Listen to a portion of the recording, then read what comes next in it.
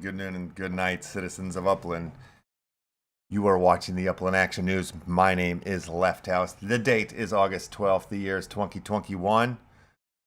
And I have a bunch of co-hostesses and co-mostesses. Well, no, I've got co-hosts and guests waiting for me here in the lobby. I'm going to bring one of them in right now and see what happens when I do that. Get this show popping off right, babies and gentlemen.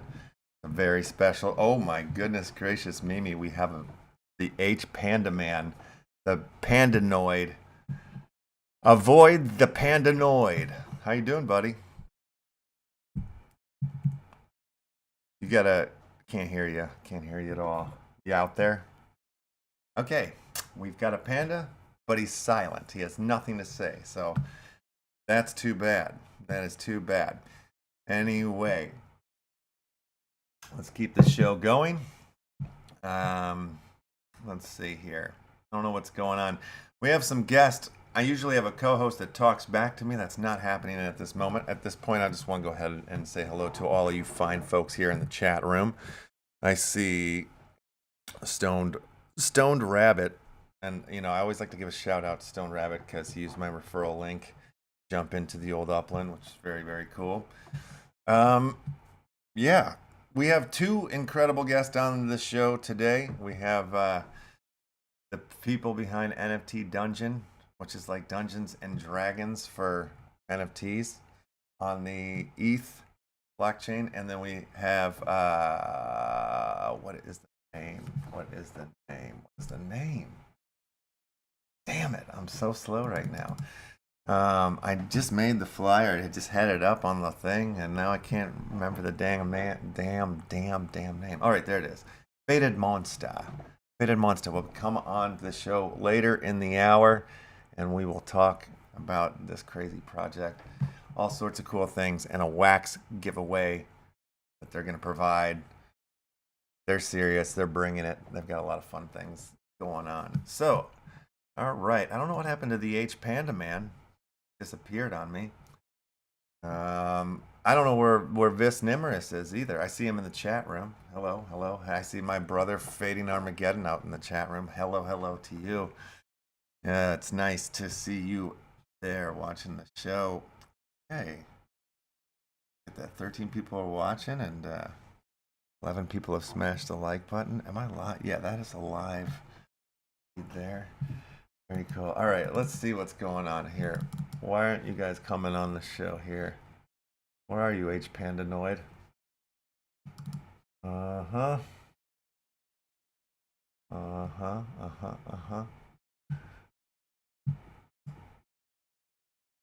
Okay, well, whatever. As soon as the H Panda Man shows up, because I have people sitting here waiting in the lobby, but I don't know who's who. So I don't want to just start bringing in random people. I kind of need my Panda Man on this one. So let's do a little bit of news, and we'll come to our guest here in a little bit. Let's talk about Upland, as there seems to be a crap-o-ton going on right now in Upland at the very moment. It seems like, I don't know what's going on, but I keep selling properties. And at the moment, yeah, like yesterday, sold a couple properties. Today, I woke up and it seems like I've gotten a message for a sold property. And they're all across the board, too. It's not in one specific city. So I don't know if there's a whole drove of new people coming into the game right now, into the metaverse that we all love and know as Upland, or what is causing this buying frenzy, this buying hoopla. But at the moment, at this very moment, 1 million earnings. Upland is nearing one of the most exciting milestones in its history. To date, players have earned more than 900,000 playing Upland, and will soon cross that $1 million mark. To celebrate, starting Friday, August 13th at 9 a.m. PT, players will be able to qualify for an opportunity to win Spark by purchasing or selling properties for the USD.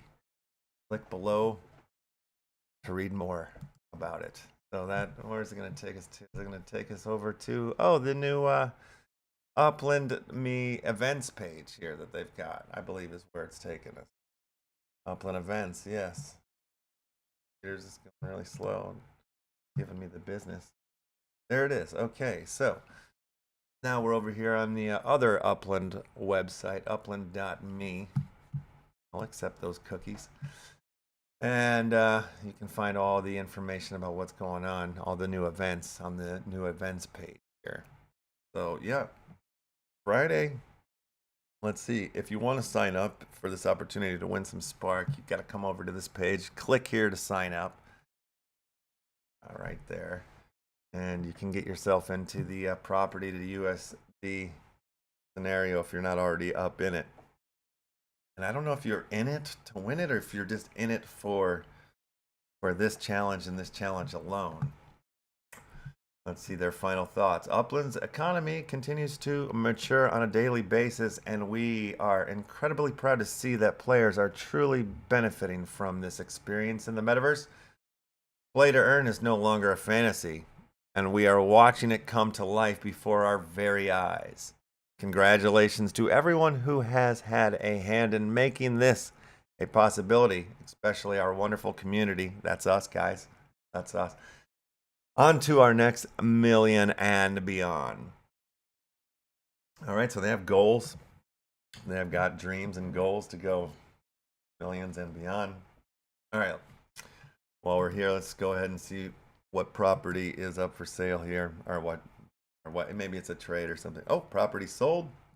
Congratulations, you have sold successfully 21 F signs. Oh, this was a big one in the stand. Oh, yes.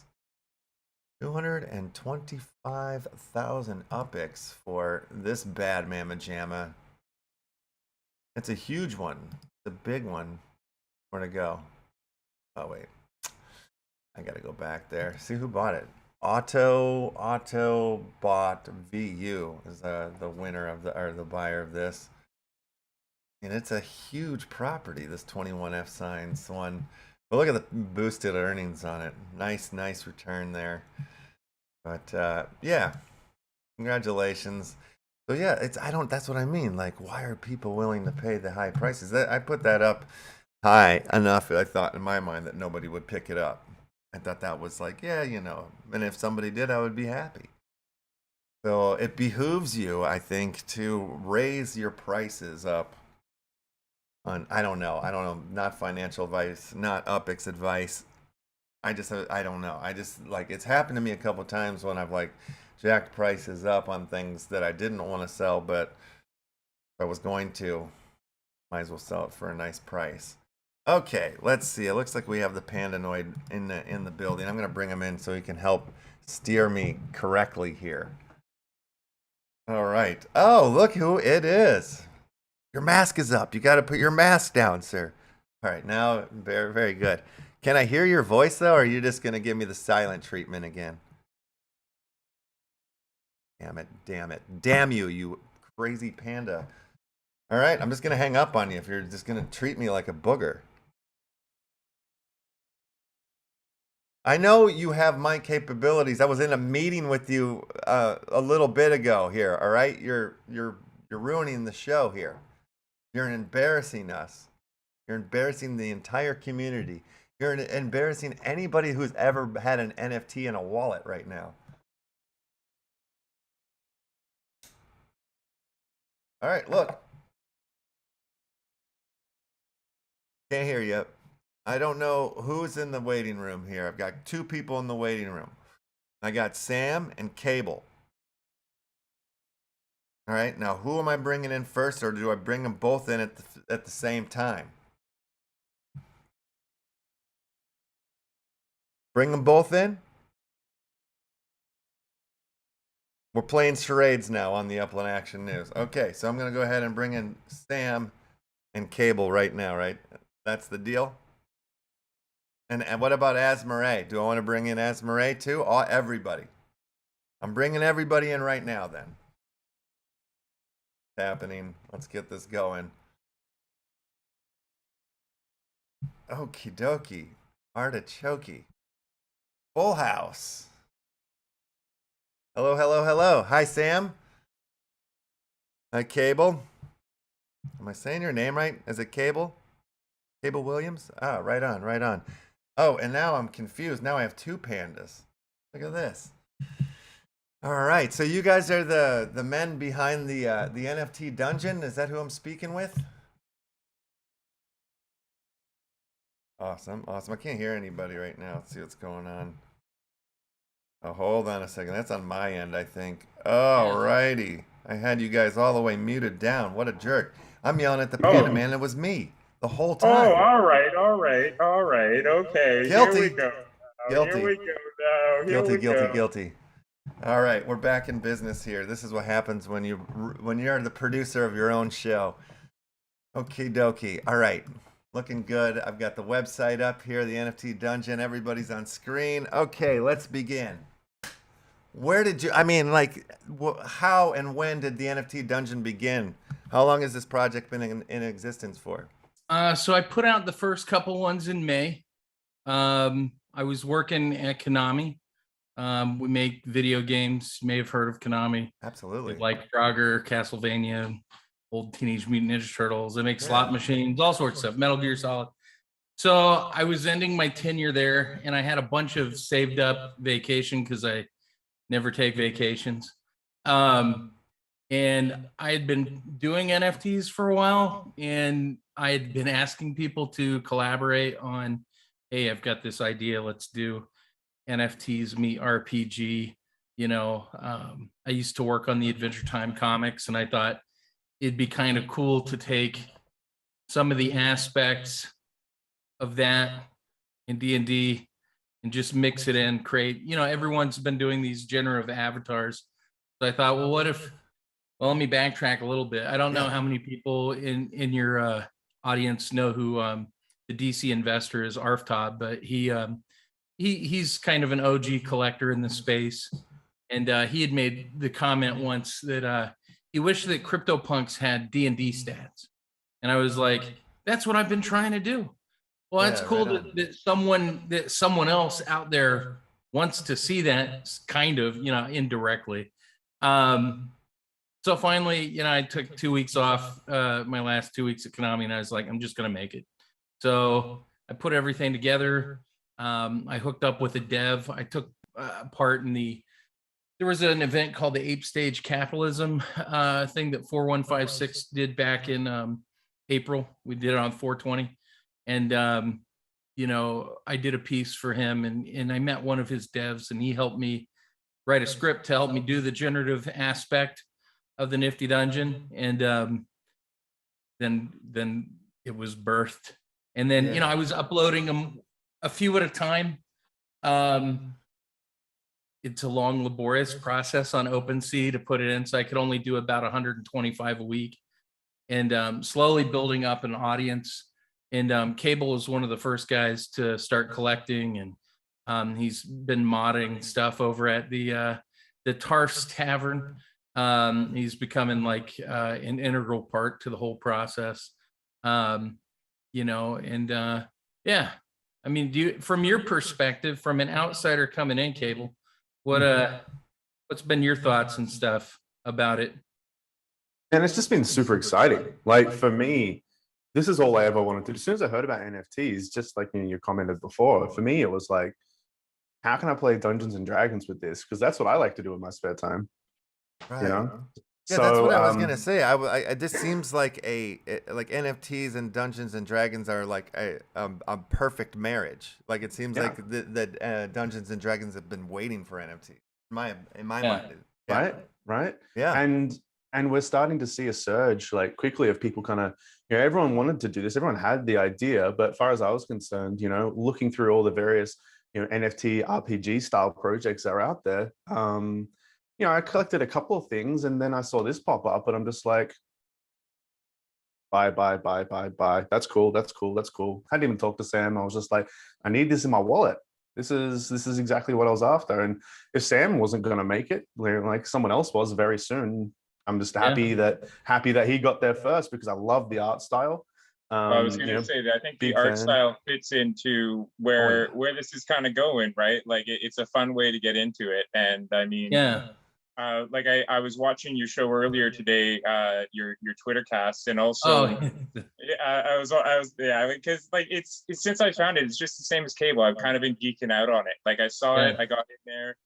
Cable was a wicked community link to it. Yeah. So you're in there, you're getting information, you're knowing it's not just about like trying to stumble your way through something. You can see a really active community that's trying to build like a really neat product, right? And it brought me back to when me and my buddies were rolling the 20 side and trying to do the character sheets. Like I'm still a noob to every meeting, man. Every meeting comes in. Oh, nice. Creepy. I prefer the other one, Sam. I prefer the other one. Well, I was going to try to be reserved, but I'm currently not wearing any pants, and that's usually how I start off the show on here. So Panda Man and no pants, but I figured that might be a little too much. So no pants Panda. The three-eyed fuzzy, I pretty much know we're off the board. We can do whatever we wish. Yeah, pretty much. Yeah. I was thinking I don't have anything cool to pull up. I've got some little dog daughters down here, but that's about it. Yeah, I've got, like I turned this into my little candy room. I've got all my toys in here and everything else. So yeah, it's a good place to be. But that's what this game's bringing me back to, is that time of sitting down with buddies and just rolling it out and having some fun, So yeah. And I think that's like, I saw some other like NFT RPG projects like I'd mentioned, but all of them were just about and while this is crypto, is it's like little ends here, little ends there. We've got it's all on chain. There's all these like complicated mechanisms, and I was just like, I want a collectible profile piece, profile character sheet, build it out, build a community and play. Like I don't need any complex mechanisms like to just be making yield. I just want to play D&D. So are we using these NFTs I want now? to make yield. Are we playing with these NFTs right now? Like we could play a game right now if we wanted to. If we're holding some, okay. I mean, so like it's this. I get some flack from some people off the bat because like, we're building stuff out right now. Initially, you got the 1155s. We just started dropping the 721s, and it's a picture, and they've got properties, and then they have stats, levels, and boosts. So you can basically put them into any kind of fantasy role-playing game system that's out there, which is like, okay, a lot of people are like, well, what kind of utility is that? And I'm like, I get it. It's not like the game is playing for you. You get to use something that we call your imagination. What? And some brains. Something that we call brains. Pretending. What? What you do is you get together with a bunch of friends, and you get your what? No, you get them together, and then you pretend and play out these different scenarios. But I wanted to, and I said this earlier in the Felcast, that I wanted to do something that for me was super formative, that helped set me off on my career path. I've worked in comics, I've worked in TV, I've worked in video games. All that systemic from being able to do world building. Those types of things I learned how to do by role playing as a nerd, after school, hanging out with my friends, having our pretzel rods and our Coke, and rolling the D6 or the D20 on the dining room tables, putting on some music, wearing our funny hats, dimming down the lights and going, all right, there's a lot of guys out there that are doing what we call sports. And well, we're not. What we're doing is we're setting up for our own idea of what success is. And, it's been really fun. There are things that we have where so there's a guy named Troy that works with us. He goes by Crown Ghoul. He does a lot of these really cool crypto puzzles. We'll send out a pixel, and then you have to find out what the information is contained in that pixel, and you blow it up and you find all this different stuff. And then there's like these real world prizes that go with it if you solve his puzzles, usually tied to a monetary reward, whether it's like an ETH or something like that. But he's doing this Zork game for us. I say Zork, but it's just a text-based dungeon adventure that's procedural, so that anyone that has an adventure can come onto the Discord, go to the dungeon, And then when the dungeon is live, everyone's allowed to go try to solve it at once, Ready Player One style. And whoever solves it first wins a unique NFT. Then the dungeon collapses, it rebuilds, and then it starts all over. So with the drop tomorrow, we have the total of 12,000 NFTs. I'm reserving 2,000 of them so that I can use those to give out to people over the course of the dungeon that we're building. Because like, I could just sell them, and you know, it's always great to have money, but to me, it's not just about making money. It's about playing, having fun, keeping people engaged, entertained. So I'm into that. Oh, thank you. So we're doing comics. You know, people can have their characters show up in the comics, which I think adds value to their NFTs. You know, similar to a basketball player doing well in a season. The more time they have on the court, the better they perform, the more valuable their cards are. So the idea is, well, if we can create some comics, give people an opportunity to submit their adventures, have their adventures shown in these comics, it gives more value to their cards. Also, people like Cable, he's one of, I have this thesis on value comes through utility.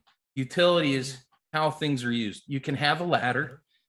Ladders are useful. They've been around for thousands of years, but if you don't use it, it does you no good. It's a trivial object. So, you know, Cable has gone to the dungeon, and he's been a community builder. And he has a character, Mr. Tizzle, who's part of the Babs, which is this really cool bard organization. And we're building. Yep. And but you know, it's like he's going to be seen in the years to come as this sought after character because he's gone out and he's done things with it. And people are going to see that the same way no one's going to want the Hitler one. No, I'm just kidding. We don't have the Hitler one. But you know, it's the same way that people kind of covet the 4156 CryptoPunk, the ape with the blue bandana. Right. And it's because of the way that he's utilizing that piece. And I think, you know, something that OSF told me is that anyone can make it in the multiverse. And I'm like, I think we can do that with this D&D-esque type property, the Nifty Dungeon, is that as a role-playing thing, even if you have a character with low stats, you can be like an Eddie the Eagle, you know, or a Cool Runnings, you know, just because. Some of my favorite characters have terrible stats, man. Keep telling you about the vampire cleric with it's like almost like with like 4 wisdom or something. It's like he's not healing anybody. He's gonna be eating his patients all day. Like that's fun. That's fun. I'm gonna heal you from this thing ailing you called life. Yes. Yeah, he's taking you away from life just slowly and surely. Yeah. But like speaking of the bad market, Cable, like that was something that interested me too. Like you created this market where not only you've got like Sam producing stuff and you're producing stuff, but also the community can produce stuff and submit it in, right? Like so they're building like the inventory for the characters to go out, if I'm correct on that. Yeah, so I've trademarked the Nifty Dungeon to protect it from corporations, but I have a Creative Commons use so that when you buy a character, not only can you take that character and put him on a t-shirt, or maybe you contact a cruise line and go slap that guy on the side of that boat. You know, if you want to do that, sweet, you're allowed to, you own it. But if you want to make Nifty Dungeon adjacent things like equipment, friends, dungeon bosses, monsters, weapons, I've had musicians reach out to me, go, I really want to be a part of this. I don't know what to do. And I go, why don't you make some scrolls? You make a 30-second loop, you call it the Bard's Blessing, and you put like a bonus on there, like, oh, for the next 5 rounds, you get plus whatever to attack. And they're like, great idea. So they go off, and because my idea is, I don't want to just, you know, take things from people. I want to help create an environment where they can create their own wealth. They can create their own adjacent things. When I was a little kid and I was drawing these little superhero bugs, I was like, don't draw that. I'm going to sue you. I copyrighted this. You know, I was just a little dumb kid. You know, the best thing about being born is that the first thing you can do is suck, and that's it. And then from that point on, we learn how to not suck, or not, at least not just suck. So Some of us still suck, Sam. that's right. Well, we do, but we're learning. We're learning. So, like, you know, I got out of that sucky stage of being like, no, you're stealing my thing.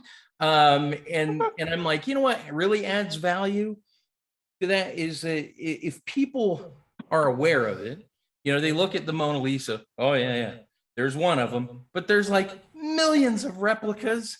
Yeah. You know, how many times has it been? I mean, I could pull it up on my phone and scroll and scroll and scroll. It's been in books. It's been reproduced. Lots of people know it. Or how about them golden arches? Everybody knows them. So there's huge value. It's like, hey, you know what? I'll let people make stuff with it. They'll know that it comes from the Nifty Dungeon, or at least it's a derivative. Right. I don't get any money from it, but it does help the overall project. You know, I'm pretty happy in the place where I'm at, you know, financially and everything. So I'm not, my motives are just, they're different. I just want to play. You know, I haven't gotten to play like a kid for a long time. Yeah. I've gone out and I've done, you know, TV and the comics, and that's fun. But I'm also like answering to someone between me and my community. With NFTs, I am directly linked to them. Right. We made pickles because these guys. Yeah, asked we for did. them. They were like, We "What are jumped on the pickles?" pickle train. I We was jumped like, on that what are pickle you train. talking about? And they're like, pickles. Pickles are trending. I want a Pickles. pickle. And I'm like, we're not doing pickles. It's stupid. By the end of the day, we had 10 pickles. You know, there's pickles. One of them shot 3 fireballs. One of them, if you rubbed the pickle on someone, it would heal their wounds. You know, just weird stuff. You know, there was a pickle you could hold and breathe underwater. But Sam's you know, got a thing for food utility. Like Yes. Sam, tell oh him yeah, about, we tell him put about out the the latest, ham the new trap one. today. Are you talking about the ham trap? That's The right. ham We did trap. The hot ham trap. If you have a jar of mustard, you get an extra bonus with the hot ham trap. We got the Black Forest ham trap. We got the honey glazed ham trap. Yeah. Basically, if Yeah, you, we do. if you spring the trap, you get a health bonus. If you don't, if you can't well, I guess if you get caught by the trap, you're bound until someone releases. Oh, yeah. But I bloody well love that. That is awesome. That's awesome. but you know, say, like Sam, sorry, quickly. Just thinking, like, they're furiously working on the comic. It's looking fantastic. There's pictures up in the server that you can have a look. There's a few panels that are floating around. People can get a sneak peek of what the first issue is going to look like. It's incredible. I'm super excited. But I'm thinking, Sam, I don't know if it's already, you know, like all signed off yet, but I'm pretty sure you should be putting like a little recipe in there somewhere for each of these food-based items. oh yeah, like Can I get like a little what Little goes well with cookbook? pickles? Little recipe little for a cookbook. pickle. Yeah, Little what bit to of do with gravy ham. honk and some, you know, like a coleslaw for the roast yeah. beef. For Yeah. you know, Yeah. And Sam, we need our roast chicken from our live play with Medikey. Actually, the other roast day. chicken was funny. So yeah, to your question, it's left, right? Yes. Left house. Yes. So we were on the Medikey the other night with Maddie's crew, and Michael was DMing for us, and we played the Ebentide Blade. Dang it, I can't remember. Of the amphibian frog god. Frog god. But we got hung up with a Crocto priest, and there was this guy with us that just thought out of the box. He went by Elion, and Elion first, when we were attacked by giant frogs, was like, well, frogs are scared of vinegar.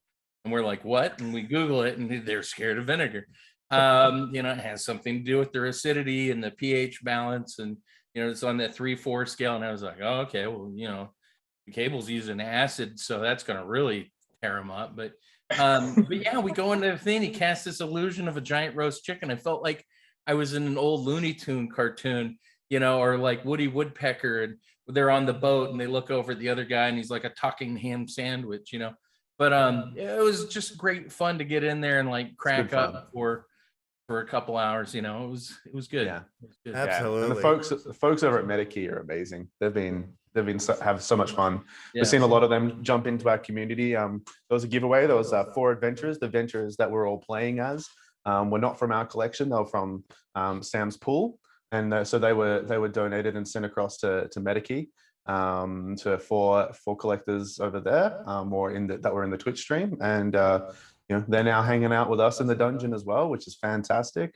But yeah, no, just going on about the adjacent stuff that Sam was going before, just quickly, if I can quickly plug. So, you know, Sam created this amazing space for us where, like you mentioned before, that we can not only come and play in the dungeon, but it allows us to come and build the dungeon together as a community, which to me just adds so much value. And it's just like, it's exactly what RPGs are all about. Right. You know, it's about making that homebrew content, you know, taking the core campaign or the rule book and then making little adjustments here or there to suit your play needs or to suit your group. You know, bringing in new alternate races or monsters that you know that just have never been created before. So yeah, once Sam created the Black Market Bazaar for us to start building in, for me straight away, I was just like, no brainer. I want to be the first. You know, Right, yeah. the first character I ever collected, Mr. Tizzle, number 84. He's a bard, so a bard wizard. I think with Mithril, right? With Mithril, he's rocking. He's got a mad mohawk, like. And then I've always loved to play bards in D&D. There's just something inherently fun about it. They're a silly character. They're, you know, the ultimate support role. Exactly, the ultimate support role. They're just fun. Bards are fun. Right? Can I just address something? I see it in the chat right now, and they're talking about like the ETH market, and we all know about ETH and gas and stuff. And one thing that I thought was really neat about the project is how you run off a curio. Yeah. And there's that option as well. Like there's a dual option to sort of onboard into this experience. So yeah, which Sam, is what I wanted to do this time around. So, you know, I work at Curio. I'm the head of their product, and wow. You know, total transparency. So I wanted to give people that experience as well. Like, you do have to pay gas when you remove it off their platform. I just need to be super clear. But we have a lot of people, I think 68% of the people, it's the first Curio product that's being offered as an ETH sale, because I'm an ETH first kind of person when it comes to transacting on chain. And it was important to me that we go, hey, look, I price my stuff in ETH. I don't price my stuff in fiat.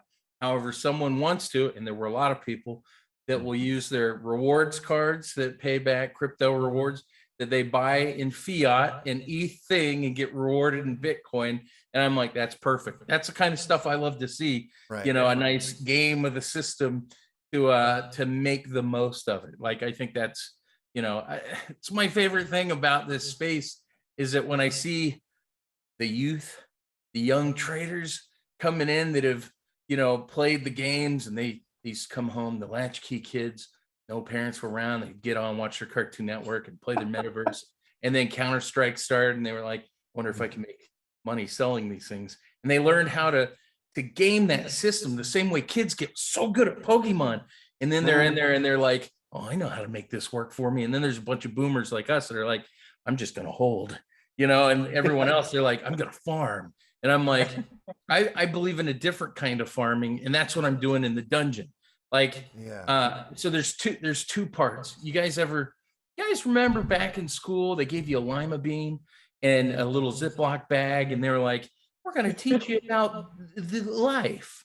And they're like, okay. And they give you a paper towel and they moisten it and they put the lima bean on it. And you put it in that little, I know what you're talking about now. Yeah, you put it up on the window, and they're like, the sun comes in. They're like, oh, look at that. Photosynthesis is going to go into that lima bean. As it takes the water, it pulls the nutrients and it grows, and you get that little, you know, that little leaf comes up out of that lima bean, and you go, oh, it's life. And then you can either throw it away, which a lot of them do, which I'm like, that's a cool lesson. And then the other part is you put it in that Dixie cup with that little bit of dirt, and you stick it in there, and like 2 weeks later, you get that little thing. You're like, that's really cool. You either take it home, or like most kids, you take it home halfway and then you just kind of toss it. You're like, I give a hoot, don't pollute. And you just keep going. You're like, that's why we're in this world. All you young guys out there, we screwed it up with our Dixie cups and our lima beans. So, but like, what's cool is if you take that lima bean out of that Dixie cup and you put it in a garden, with other lima beans, it can reach its full measure. You know, and I learned this working in my past jobs, is that you can try to do stuff by yourself, but if you create an environment that's conducive of growth, and this applies to, I love looking at the natural world because it's how so many other things work, especially crypto. You can't force a bean to sprout.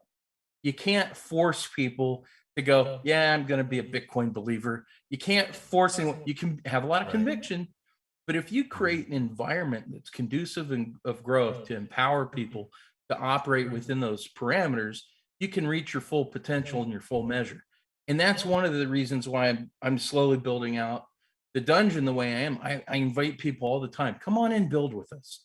You know, I'm not just going to lead everything. I want you guys to come up with stuff and have your own branches that come off of the dungeon. You know, the same way like Pathfinder and stuff went off D&D, and West End started their thing, and Wizards of the Coast started their thing, and then eventually bought D&D.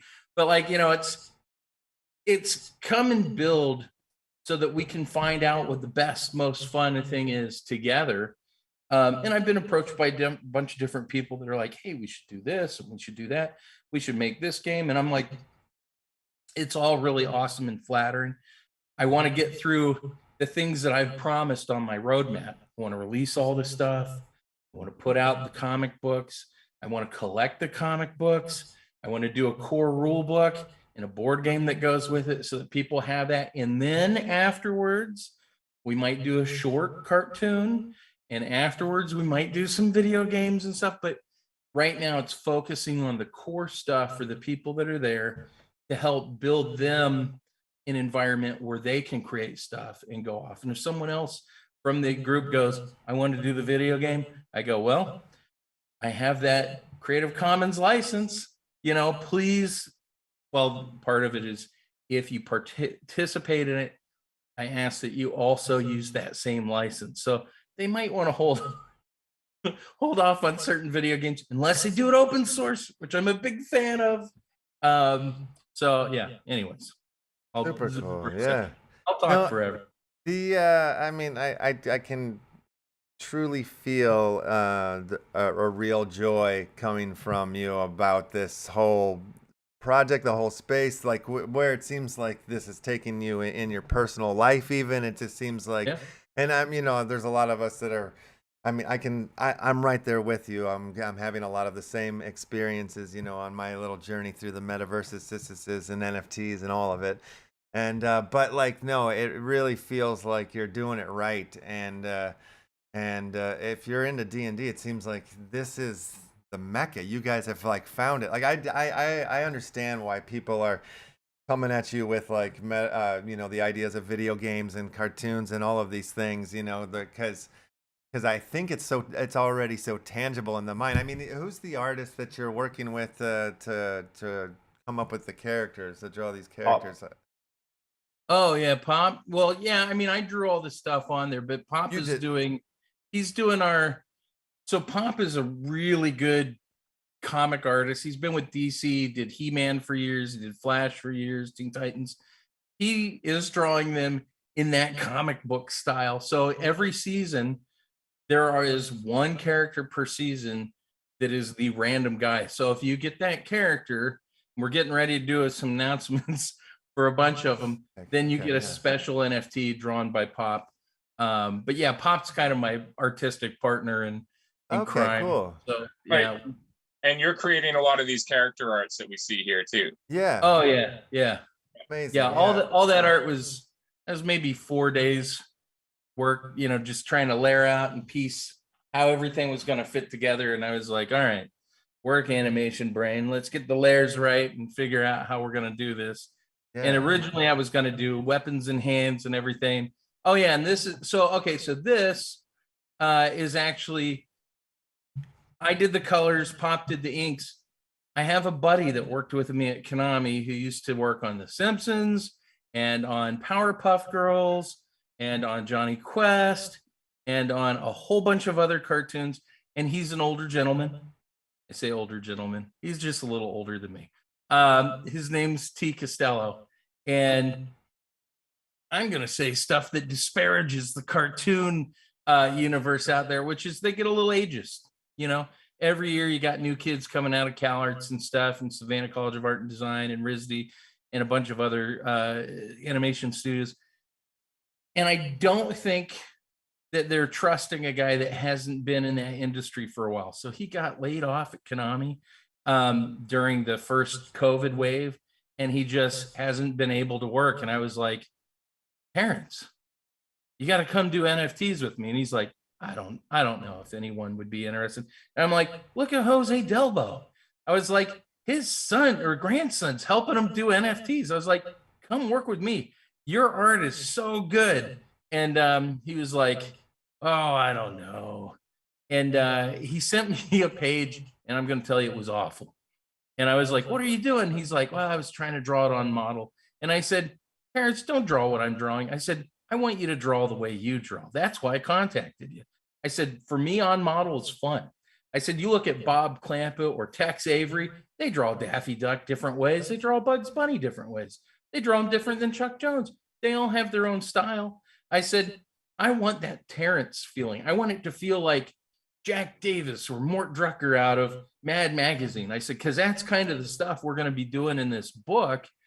And I want that Terrence feeling. I said, you do what you do best. Don't worry about inking. Pop and I will handle all the inking and the coloring. I want that. He was a story man. So I was like, I want your storyboards, because your storytelling, your action, your pacing is so good that I want to put that in a comic. And he was like, really? He's like, no one's ever asked me to do that before. And I'm like, what the heck? You know, so he turned out some amazing work. And I'm super excited for issue 1 to come out and issue 2 to come out all the way to 10. Because he's just a fun guy to work with. And then we got some art here from Babs from Cable. Really Sorry, I'm still scaling it up. It's like I'm playing around in OBS, and I'm just like, okay. it came in way too big. I thought I had the scale right. God damn it. But yeah, these are some guys that he's put out in his Bag of Beasties line, which is in the black market. So you can get any of these different characters and monsters and stuff. Nice. Yeah, for me, my thinking straight away was like, man, I've got some adventurers. I need things to kill. Yeah. You know, when I first got into D&D, for me, I was just super excited about like the monster manuals, man. Yeah. Like, and all the various like, you know, new modules coming out and stuff like that. It's like, oh, what new monsters have like popped up in this collection? So for me, that was my thing. I've been drawing monsters for years. I've got my good mate Ben. You can see there's a slight different style between some of the characters. You've got the like the skeleton and the goblin and the imp down there and that sort of thing, and the big jello cube in the back is what we call it. Well, you know, I know that chair in the middle there. I was once in Paris, down by Moulin Rouge in the Sex District, and they had a chair very much like that chair in its way in the front window. Yes, that's perfect. Well, that's the thing. And when we're going through, it's like, okay, what are all the classics? What do we need to do? We need skeletons. We need ghosts. We need imps. We need like orky things and goblins. And I'm just like, man, we need our own version of a mimic. What can we do with that? And I didn't want to take the name mimic. I wasn't sure if it's copyrighted or not. So now we just call them It's not a chair. It looks like a chair. It's not a chair. Not a chairs. Yeah, that's a bit of a fun play on it. And that was one of our first pieces to go. They got a lot of excitement, you know, in the community, which was fun. It's just a creepy idea. As soon as Ben showed me that, I was like, you know, do me something random. I don't want a classic treasure chest. I want something weird. Just show me what you got. Like half an hour later, this comes back into my folder, and I'm just like, oh, Ben. Okay, let's go. And then there's my personal character, which is Psystars, which I've been playing with for years. I've been drawing Psystars, which is the Cyclops character there. I've been drawing him since like 2012 as a character for my own work, which I've been doing on and off here and there, which is very well hidden to most people in the world for a good reason. Yeah, develop that character up, and he's more like an alt race. So all these characters, as far as I'm concerned, any game that I run, or hopefully other people run in the NFT dungeon with us, you know, you can use your adventurers, but you can use these guys too. And I'll be using these guys as enemies for everyone to face off, or as alt races that people can come in and play with. As you might tell, I'm an Australian. So I had to put a kangaroo style character in there, and that's that weird gray dinosaur-y thing. All these have lore and description. And then for all the Cool Cats fans, I had to get a cat in there, so I created my own cat race called Meowlings. Oh, we know somebody that would like that one. There, he's got his wax address is Meowed, or so right. yeah. No, he's one of our partners and co-host of. He just landed the wallet address right meow meow, and he's very happy with it. Yeah, good. Yeah. That's sweet. Yeah, That's it's a good one. But yeah, and you know, so I've been quiet for a little bit lately, just while we've been helping Sam build the dungeon, just been getting super active in the community, and getting ready for core launch. You know, like we jumped in. Well, myself and a couple of my friends, we all jumped in early Founders Season 1, which is the original collection that's on OpenSea. And what I think between like myself, I think we're up to like 30 Founders pieces now, including one special, which is my favorite, is the frog. Apart from my main character, Mr. Tizzle. But yeah, there's all sorts of wacky stuff going on in the dungeon. It's a lot of fun, but you know, the playable side of it, we're really going to start ramping up. And hopefully we'll be welcoming some more people into the black market to start creating with us, and you know, start building more. You know, whether it be I say there's me dude, that's Mr. Tizzle. Right on. My first piece I got. But yeah, it's a really exciting time. You know, Sorry. Absolutely. No, You're cool. You guys are hyping me up on the whole thing. I've tried, I think, to play D&D like once when I was a kid, but it was the kid in the room was like way more advanced than me at it, and it was like he was just frustrated with me because I was so like, you know, too newbie for the whole thing. So it was just like So it never really came about in my life. So I'm thinking this might be my first like real true entrance into we'll coach you in. Yeah, Sam, give it a read. I was gonna say, let me read you the how to run the Nifty Dungeon. So this is cool on the single page adventures that we hand out each month. Let me go to share screen if I can. Oh yeah, let me give you that. Oh, oops, my bad. I don't want to show anything bad. But go for it. All right. Let me hit share screen. Let me do this and then share. So how to run this nifty dungeon. Get together a group of friends in the fantasy role-playing game of your choice. Scale the danger up or down depending on your group's preference. Play to find out what happens by starting outside the dungeon. Follow the guidelines and flavors written above. Not flavors, my bad. I'm hungry. I'm a hungry guy. Follow the guidelines. I need a ham trap. Follow the guidelines and flavor written above while adjusting the taste. Let the players work their way to a climatic battle in the main room.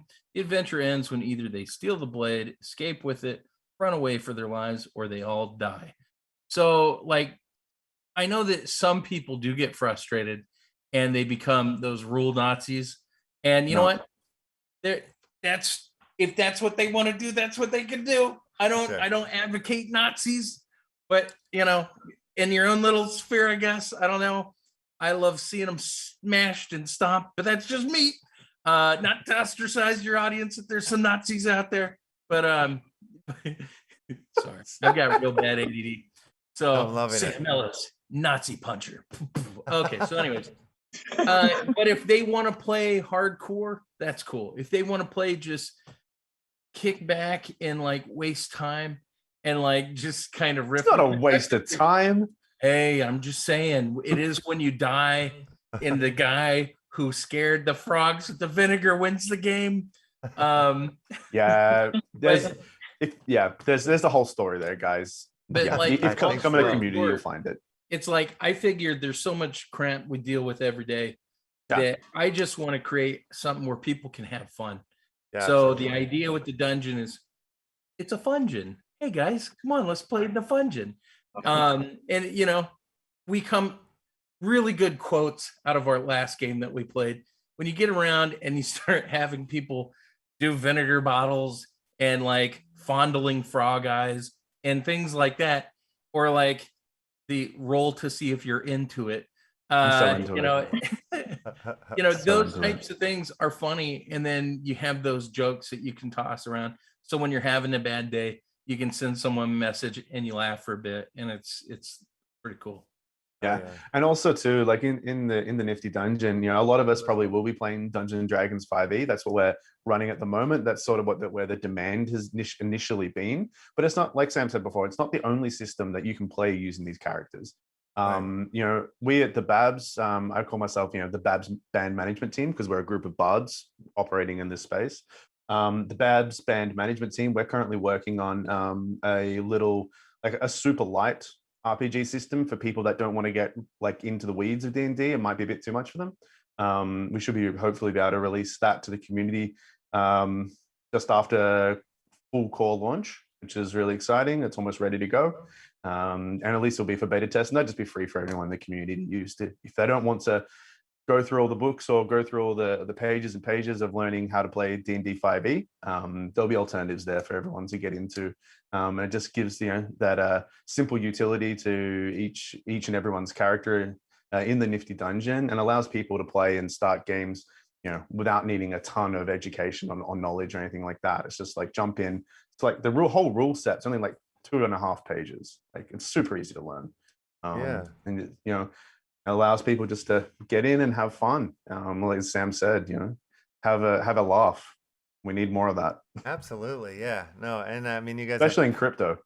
We need more of a. We need to lighten up in crypto, man.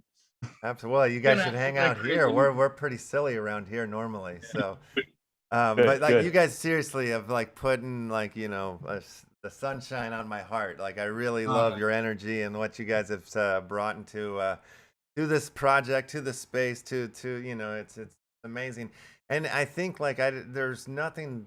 You guys like answered all the questions that I was gonna ask before I even got a chance to ask them, which was great. Like also I love your openness and you know, for the community to be engaged and get involved. Like that comes up a lot in conversation with us. It's like, and for me, it seems like that's the coolest thing about the whole NFT space and this whole metaverse space type thing is like, it does take collaboration. It does take everybody else. It doesn't work without it. And it's really cool that there's a lot of people that are recognizing that. You know, a lot of the people that are pushing these projects are understanding that and keeping things open. And it's a whole new world. You know, it's beautiful. Right. I love it. I'm loving it. Don't you dare close your eyes. Yeah, I'm excited to see where you guys take this and where this goes and how it grows. And yeah, I know. I wish you guys like all the best with this one. This is thanks super so cool. much, man. Yeah. We appreciate it. Yeah, we'd love to have you guys come back on in the future when you guys have more updates or things to shout about. We, you know, anytime we'd just to hear you guys to tell jokes. I would love to have you come back on. It's good shit. Well then. Yeah, very good. And we need to get you in the dungeon, and you can come play a couple of the games with us. We can get you rolling that D20, man. Yeah. Well, I was gonna say too, since we got like a few artists on here, you guys got to do a little cross collab and come over to the METAFORCE and join the fan art contest over there. Yeah, and that'd be great. That'd be awesome. Yeah. All right. Well, let's check it out when we move into the after party. Yeah, I think Cable and I. Is it next week? Are we going to release next week the winners of the Create Your Own Adventure?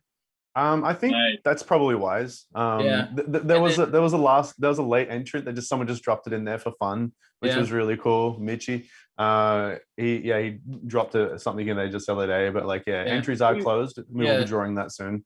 Yeah, we might have to put his in the next one, but I was going to say we should do another one and then invite you guys to come over and do that as well. Because I love doing cross collabs. That's one of the best parts.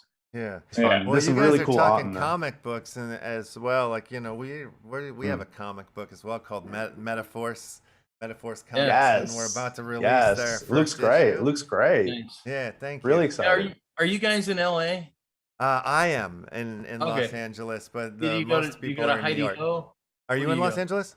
No, but my sister used to work at Heidi Ho back in the day. Oh, okay. So, yeah. Yeah, I mean, Right it on. was a while ago, but yeah. Yeah, super cool. Yeah, but you know, we have another book that we do called Lore Stories, which is supposed to be for collaboration comic type stuff. Yeah. I think we have to figure that one out where we're gonna have Yeah. to do something with that. That'd be cool. So Yeah. Panda Man, get on that. Let's do this. Oh, it's gonna happen. All right, Like, good. Let's go. such good energy with these folks that it's like, how could it not happen? And I'm already in that Sure. dungeon, right? Like I said, that's how I Yeah, got man. cable. I'm That's really great. excited to be in there and bring it Yeah. back to the Upland Action News and let people know what's happening. So Yeah. yeah. And for anyone wondering, yes, I was named after the X-Men.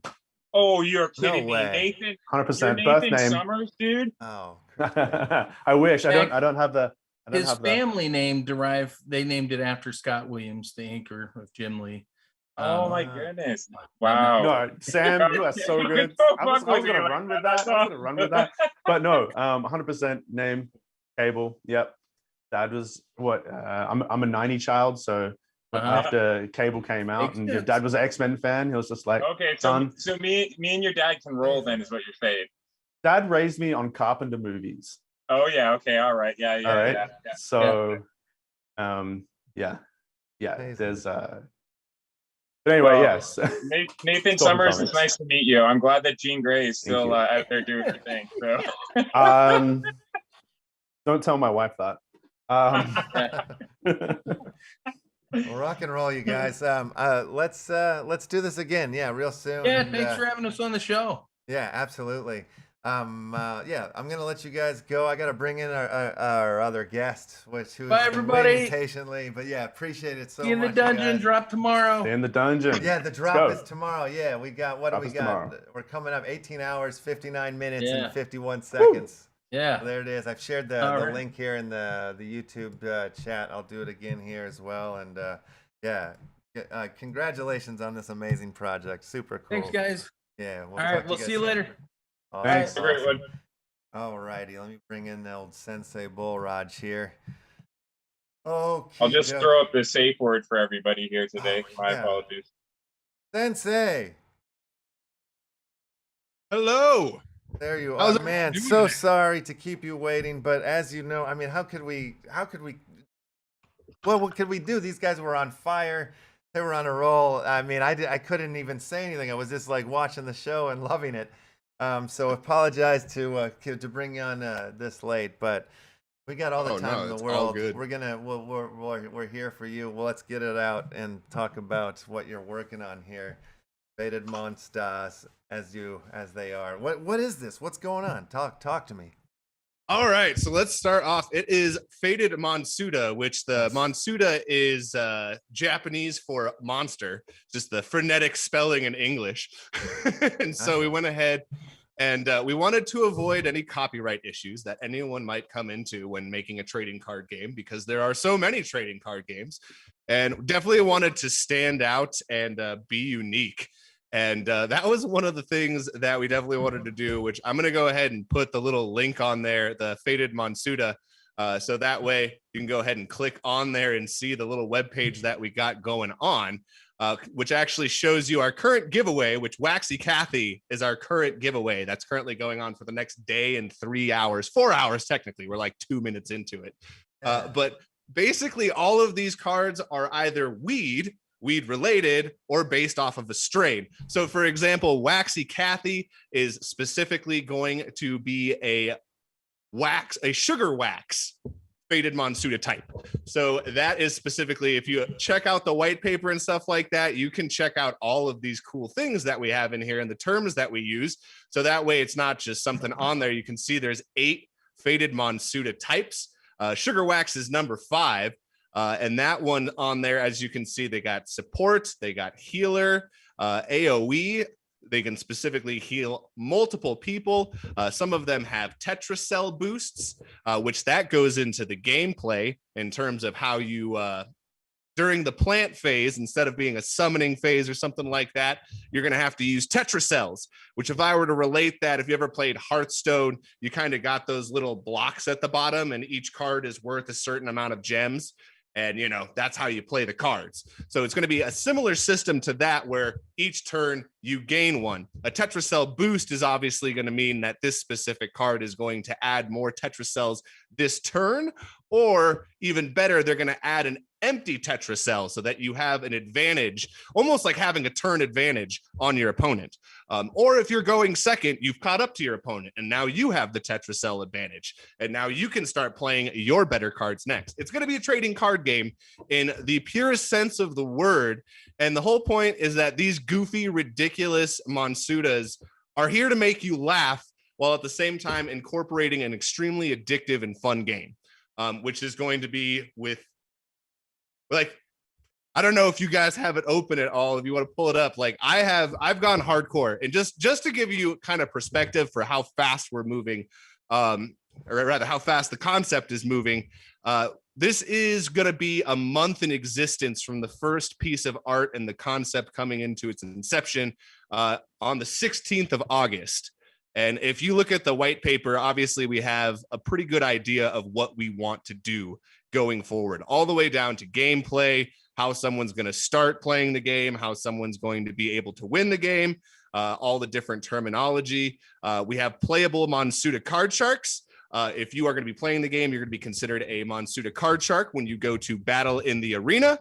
And there are going to be playable ones, specifically named Grungely, who his ability will be Undercut, which Grungely will draw a card from the bottom of the deck at the cost of 2 health and 2 Tetracells. That is going to be the most expensive ability in order to use, but you're going to be drawing an extra card, so it's got to do some damage to the specific player. Got to have it balanced out. You got Spiffsmo, which all of these guys are going to come from different, and like I said, you got, if you look at the white paper, I've gone insane in terms of the detail. Right, yeah. And if you go down to the lore, even in the last one, you'll see that there's different districts. They're going to be, the different characters are from the different districts. So Heavy Honey is going to be from Munchie Mountain. You're going to have Head High Heights, where Spiffsmo, the super rich character, is going to be from, which his ability is to hire some goons. Which they're going to have a 1 health and 1 damage, which can save your butt from a direct attack. So not a bad ability going on there for Spiffsmo. But that is going to be Goons, is going to be his ability. Sleekerella, she is going to be from Concentrate Corner, which is going to be the shopping district, the commercial, the commercial district of the area. And of course, all of these areas, and Grungely, he is coming from, this is my favorite one, Skunkweed Slums. That is where he's going to be coming from. And that's why he's got the shady ability of being able to pull cards from under the deck. And if you want to relate it to something, if you look at Hearthstone has the thing where it costs like a certain amount if you want to use an ability, but even better, Yu-Gi-Oh! Duel Links has gone ape shit with this concept. Like everyone's got an ability. There's so many different playable duelers now that the possibilities for metas are through the roof. There's like 9 different metas in that game right now, because each and every character that exists has a deck that works best with that character and is borderline, unstoppable when you're facing it. And now you just have these souped up decks where it's no longer like, all right, 9 times out of 10, this one deck will win every single time. No, now we're getting down to like the 50-50s and the 40-60s, and at worst 30-70 between some of these meta decks, which still winning 3 times out of 10 isn't terrible compared to when you can literally win at most like 1.5 times, 2 times out of 10 against a meta with the next tier deck. Which if you played Yu-Gi-Oh, there was one game I liked, Card Fight Vanguard. That was a super fun game, but they just like drove it into the ground because one of the packs that they released, the meta in that, there was one single deck that was competitive, and everyone had that. There wasn't even a counter for it because there wasn't any way to disrupt someone's draws. There was, in terms of, there wasn't a deck that was specifically like, hey, put all your cards back into the deck and screw you and your stupid draw ability. Like there wasn't anything that did any of that. So that deck just reigned supreme for like a year. That's a And lot of the problems with those mechanics, I guess, is you get the one top end one, and then it can break out a whole season of that gameplay sometimes. But it's cool that absolutely. you've got these mechanics coming into these games. Some of the like you say, like Magic, Hearthstone, all these, some of the best card games in the world that have some of these mechanics built into them. So that's really cool. And that's the cool thing is that I don't want people to be discouraged by the fact that this is going to be an actual card game with a, smash mouth, fast paced play style. And like, there's rules, like there's a front guard, there's a rear guard. There is specifically the Monsuta card shark, which is attackable. That's how you win the game, is by scoring direct attacks. There are Monsutas with abilities that do damage when you lay them on the field to the main Monsuta card shark. There are, Okay, I actually like for you. Oh, as go far ahead. as the card game goes, if you had to break it down to a card game that exists with a deck of cards, like, is it close to any games? Is it close to like Hearts or Crazy Eights or Go Fish or Poker? Or no, it's like, it's kind of its own thing. And then, like, is it like other card games out there, like Splinterlands or what's another one that I played, Dark Country? You know what I mean? Is it like where you have the attributes and then that's how, it's like a combination, but it still can be random with the attributes that you have. So there's some openness to the way that the percent chance may, like the ball bounces or the dice may land, if you will. Is that kind of how it works? Oh God, random number generators out the wazoo. Gotcha. Okay. That's what I'm going to be having to put into this actual play style when the game actually comes out, is because not only are you going to have the random number generators for who goes first, you're going to have probabilities on cards. Maybe it has a 50% chance to hit X amount of cards and stuff like that. So you're going to have to make sure that when you click on the ability and you're like, hey, I want to use this, the game's got to just go, right? And that's why I like the concept of it being, that's why, and if we're going to compare it to something, like Hearthstone and Yu-Gi-Oh! Duel Links had a baby. That is basically those two games and the concepts within those games, like the turn-based slowly building up, the tetra cells is what you're building up, and each card is going to have a tetra cell value. And when you play that card, it costs that amount of tetra cells. So it's not going to be just this like, hey, I laid down 40 cards all at once and screw you, bam, all like, it's going to be actual strategy. But here's the fun part is that's why all the cards have abilities. And if you look at them, there's going to be toasted abilities. So when a card gets beaten in battle and gets sent to the toasted pile, also known as the discard pile, it may let off like a little death rattle effect if you ever played Hearthstone. So yeah, all these different cards will have abilities. Some of them will have passive abilities. Some of them will have abilities that you activate. And that specific function where there's no magic cards, there's no any trap cards, anything like that. Your strategy is on the field, which also means you're going to have to be cautious about what's in your hand. If you've ever done any of these card games, you know that people will sometimes get super excited because they have a good strategy in their hand and they play all their cards at once, and now you're top decking, and now if anyone has a counter to your awesome strategy, you're just screwed. So like, we need to make sure that we take into account all of these different things. There's going to be card limits on the deck, so what happens if you run out? We got to make sure that there's a damage counter system that's going on there. That's very similar to cool. So you you have it sorted out, but like you just said this, and like the last time you were here was less than a month ago, and then I swear to God, it was like a few days later, you're like, I've got this new idea, I'm working on this thing, and I'm like, whoa, what? Okay, and then now you're here. I mean, like you're moving really, really fast. When? What's the timeline here? What's the roadmap? Where do we go from here? That's part of the reason that I'm so glad I'm here to do this, is to set everyone up and let them know that we are taking our time with this. We've just set up the idea. We've just started this. The promo cards are free at this point. We're handing them out to early adopters. We're not trying to charge people for them and things like that. And if you look at specifically the white page on there, the white paper, as I like to call it, the hemp paper, you'll see that there is a harvesting method, which is our version of staking. There will be both public mines as well as private mines. Those cards will be in packs for the private minds. In order to be able to do that, we want to make it a very, involved game with other people. So we're thinking about having Monsuta card shark clubs. So you'll have these different guilds essentially where you'll be able to do certain things. We don't want it just to be PvP, because that's another thing that happens is when it's just 1v1 and just this one simple ladder rankings, games die that way. There's only so many people who A, can afford to have every meta deck and all the strategies and all the other stuff like that, and B, can actually keep up to pace and actually have the wherewithal to play the cards at the right times, utilize the strategies at the perfect time. It's not super duper easy to do, but that's kind of why we want to create these club sort of assets. So you can almost have, you ever watched a wrestling match or something like that? Everyone wrestles individually, but the points tally up for the team. So sort of like that. People come in here and you have your club and there'll be club rankings, and whoever the best club is will also get battle rewards and stuff like that. So that way, basically, we don't want anyone to be left out. If you suck at card games and you're like, Jesus, well, I like the artwork, I like the concept, Gotcha. I like this sort of metaverse is building up, at least I can harvest and I can go get this tetrahydrinium, which is going to be an in-game currency. And the in-game currency is going to be incredibly valuable for one main reason, and that is going to be because the first meta breaking strategy to come into the game is not going to come from packs. It is going to be craftable, and those are going to be the hybrid Monsuta class.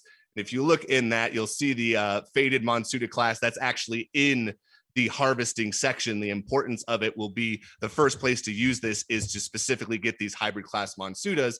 And I mean, like, if you want a tank that can heal itself, which is not fair, these are cards that you're going to want. They're going to be things that basically are one card armies, and you can stack things around them and will basically come in and wreck the current meta. And what I don't like is when every time there's a new meta that comes out, you got to go and buy all the cards. No, instead, this rewards the active players, the people who are in there. And we want to make sure that we're not going to go in there and when you stake the cards, you can't use them. It's got to be non-custodial staking, because that way you can take your cards and go battle, even if you got a couple cards in there that are currently staked. That's another thing that we want to make sure that we're doing on there, and maybe have a smart contract that stops the staking for a period of time. And then once the game is over, it goes back in there. But that's the one thing we don't want to do is if it's custodial staking and it's not non-custodial, then that means every time you want to play the game, you're going to have to pull cards out, go in there, make sure that keep pulling it out of the third-party wallet through the smart contracts and making sure that it's back in your wallet and making sure that the transfer's gone through, and then you got to go over and start a game. No, like, we want you to be able to start a game. We don't want a little bit more of an organic experience. Yeah. Yes, we want it to be blockchain. We want it to be based off of wax and people going in and trading. And that's the cool thing, is the people are going to create the market at this point. So, and it's going to be a 50-50 thing. We release a pack, which that's going to be when we initially drop the pack, that's going to be the cards that has the original meta strategies, which if anyone wants a little hint on that, you're going to want Gandalfs. You're going to want Gandalf pipes. Consider them the god cards of Yu-Gi-Oh!, the 3 legendary birds of Pokemon. There's 4 of them, and there's going to be some sweet strategies that you can build around them. And obviously, these cards are going to be challenged by the hybrid Monsuta cards once they come out. And again, that's going to be available for the people who are the most active, the people who are staking, the people who are winning in the ladder rankings, the people who are playing. And that's going to be another thing you can use your tetrahydrinium on. You can go in there, you can do battles, which is why I emphasize to everyone, you can make the most in the battling. However, the most safe way to build consistency and build up your things, because there will be an entry fee for each time you fight. It's not going to be crazy or anything like that. But if you want a very specific, safe way to build things up, then you can go ahead and build that up through the harvesting. And again, there will be free play as well. Not every game's going to cost tetrahydrinium. We got to have a free play section where you want to test a new deck idea, things like that. And I even want to go as far to even have free test decks, because that's one of the things I hate the most is when I'm playing a card game and like I see this really cool deck. Everyone tells me it's one of the best metas out there. you got to buy this deck. You spend like sometimes $250 to $500. And I mean, it can get pricier than that depending on the game that you're playing and how powerful the deck is considered at that period of time. I've seen peak decks go for over $1,000. Like it's nuts what some of this stuff goes for. And I mean, you want to be able to have some sort of balance for that. You want people to be able to play at that level, but you also want to have areas where people can just have fun and test things out and figure out, oh, wow, I got to try this meta deck and it really like it and it works for me. So now I'll go drop 1K. I hate when you drop like $500 on a meta deck and you're like, how the freak do I use this thing? This doesn't fit my play style at all. I've wasted all my money. I'm like, what? That's the last thing I want people to do, which is why there will be each week you'll be able to test a new playable character and you'll be able to test a deck that goes well with that character. So that way you're not just shooting in the dark and just trying to figure out how the hell do I build a deck? What goes well with what character? No, we're going to give you a little bit of a blueprint. These aren't going to be like the top best decks in the game, but they will give you a solid idea of how to play with each specific Monsuta card shark, each playable character rather, and it will kind of give you an idea of what play style works best for you. Because that's kind of what I want it to be. I don't want it to just be one character has a huge advantage over all the other characters. Oh, go ahead. Can I walk you back just to, you were talking about the Gandalf pipes, and you said that there's only going to be 4 of them in the entire system? There will be more copies than just the 4, but there's only going to be 4 types. Oh, 4 types. Okay. The Gandalf. Yeah, okay. so there will be more than just those ones released. That would be awful. Well, you have a lot of detail. There's like a lot of detail, obviously, that you've got going on in here, and it starts to remind me of, I can't remember the name of the game, but I was like checking out this one game that was using NFTs, but using like shards, like sharding NFTs, and it was like one of the deals was like there was one card that was like needed to complete, like to get through like the adventure of the game, you know, but they had put it up for auction or whatever the deal was, and one guy won it, and it was like this guy had it, and it was like up to him whether he wanted to put it on the market and shard it, you know, so other people could get in and finish the thing, or he could just hoard it to himself and everybody else would be screwed out of finishing the game. They actually put this mechanic into this game, and the guy was like, the last I looked, when I looked into it, he was like, I'm going to put it up, you guys, for sure, you know, so, but I don't know if he ever did, but just like an interesting, like, you know, you can I like the idea of like, it makes it feel very Ready Player One-ish in a way of when there's some one thing that everybody needs or whatever. It sounds scary as the game maker because you could just be shooting yourself in the foot. But man, if it works, you know, it's kind of hero stuff. And that's the thing is that's the pressure on myself and that's the pressure on the future team is to basically we have to create a game that everyone loves playing so much, and also making sure that we're staying away from heavy bot usage. We want to make sure that these cards are going into actual players' hands. This game will not work with bots, especially with the method that we're setting up. Like I said, I want it to be a 50-50 thing. I want something to be released, and that will be for the players, and then they can get that specifically through the tetrahydrinium, and they can craft that. And if you're a head honcho, maybe you craft a whole bunch. Maybe you start releasing them and start cashing out, start making some wax on Atomic Hub, or maybe you're a sick son of a bitch and you decide to hold on to all the cards that make you the best and strongest person. And then in that case, I even said this, I actually went live last night on my little Twitch stream. I was like, if that happens, we may have to try and combat that. And like, we'll have hybrid Monsutas we can do in giveaways so that we can start to trickle it in. And then that way we can try and create this ability to like have people combat these people who are number one by giving away a few of the cards. Because again, I'm not like community headhunting essentially. Yeah, exactly. Basically. Yeah, so we're gonna say, all right, you guys sick of these guys who got the top cards and they're not sharing? Well, we're not going to charge you for them, but here's a claim link. Well, and now that obviously. Oh, go ahead. I was just gonna say we have Master White in the chat who's saying he is interested in playing this game. So you've got one from our show today. So that's good. It's a weird, fun little concept. Yeah, no, That's- I mean, that's- I'm totally interested in it. I definitely want to dabble in this one as well. Well, and that's the goal, is we want to build a true multiverse and collaborative effort. And that's kind of the first thing that we're working on, is a use for these promo cards, so that there's something to keep everyone entertained all the way through.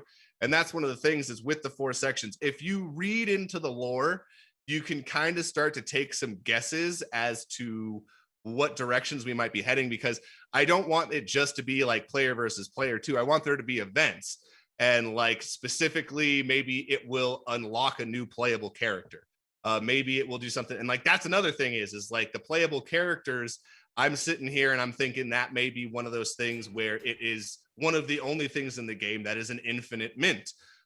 Because if you can't use a certain player, then that screws you for the rest of all the strategies that come out involving that player. So if I have no new Monsuta card sharks that come out for that specific play style, it just kind of screws everyone. And when people immediately come in there and they're like, oh, well, what about the value? What about the things like that? Again, my focus is on the value will be there if I create a game where the value is in playing the game. If everyone wants to play the game, everyone's going to want the cards. All of these things on Atomic Hub, they have smart contracts built in. All right. I get a percentage every time someone sells one on the market. So that's kind of supposed to be the thing with the Faded Monsuta concept, is every time one sells, then we get a little piece of the sales. And as they go on, you don't have the same usual issue with trading card games where it goes out and then you never see money again. Right. There's just a constant steady flow. So if we create, and that's the other fun thing is like, I'm going to be sneaky. There's going to be common cards that seem to have absolutely no use.